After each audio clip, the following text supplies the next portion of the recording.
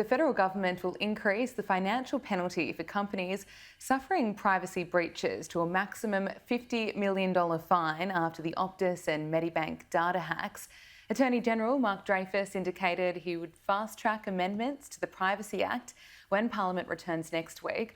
Companies will be fined the highest amount of 3 possible penalties under the new laws: a $50 million fine, up from $2.2 million, 3 times the amount of any perceived financial benefit gained from the breach, 30% of adjusted turnover during the period of the breach, and Mark Dreyfus believes that the penalties will deter companies from neglecting privacy and data safeguards.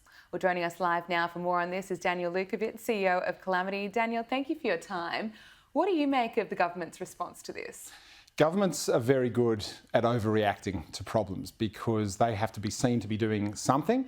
The question is whether what they're doing is actually helping the problem. Now, all Australians were upset, even the ones who weren't customers, with what happened to Optus. There's a whole lot of people who have to replace their passports and so forth. But one of the things to remember is that Optus and now Medibank are actually victims of a crime. So they've been victims themselves. And so when the government turns around and says, we're going to throw these unbelievable astronomical fines at you, I suppose an analogy would be if you forget to lock the car when you leave and your car gets stolen, okay, you probably have some sort of contributory negligence. But if you locked your car, you did everything you were supposed to do, and the car still got stolen, and then the police came and actually slapped you with a fine for it, to some extent that's what's going on here. So is it really cleaning up after the mess, or is it going to assist these companies in preventing the problems in the first place? And the Medibank hack is even more significant because credit card numbers get stolen, they can be changed. Passport details get stolen, they can be changed. But we're now talking about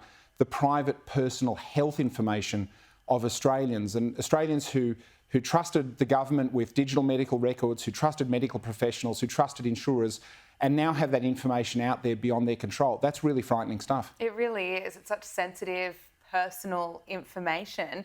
Why are we seeing these hacks? We saw the hack on Optus, now the hack on Medibank. I suppose it's inevitable we're going to see more hacks down the track. Why is it happening?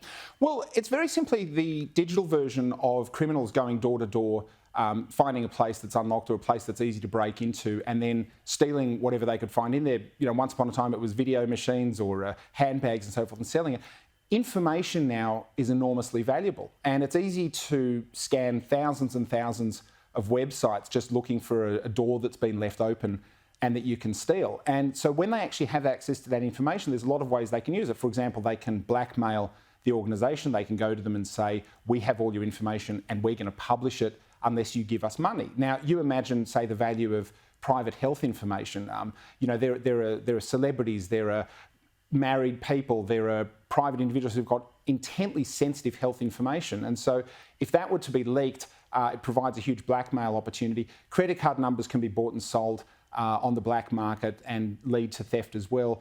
So all of this information has a value. And as opposed to a criminal actually walking up a street, knocking on every door, trying to find a place that they can break into, in this case they can be doing it offshore in foreign countries, and they can effectively be knocking on tens of thousands of doors every second trying to find one. And that's why we're going to see more and more of this. And so the government just kind of throwing fines at it, might be good headlines for them to say, we're doing something.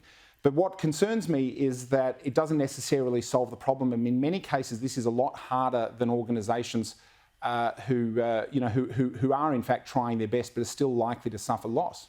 What should the government be doing? If the answer isn't slapping companies with fines, what's a better response? Well, part of the irony is that a lot of these organisations retain the data and collect it in the first place just to comply with the government. So, for example, Optus was required to collect passport and other identification material on customers before giving them access to mobile phones and internet records. And the government mandated that. And, anyone who's ever run a business would know you're expected to maintain records for maybe 7 years for tax purposes and so forth. But once upon a time, that sat in a filing cabinet in the corner of the office. Now, of course, because it's all online, there's this giant treasure trove of information there. So I think businesses actually have a right to be saying to government, why do we have to collect this information? Because it's like me giving you $20,000 cash and saying, can you just walk around the street with this? It increases your risk, and the government just do that.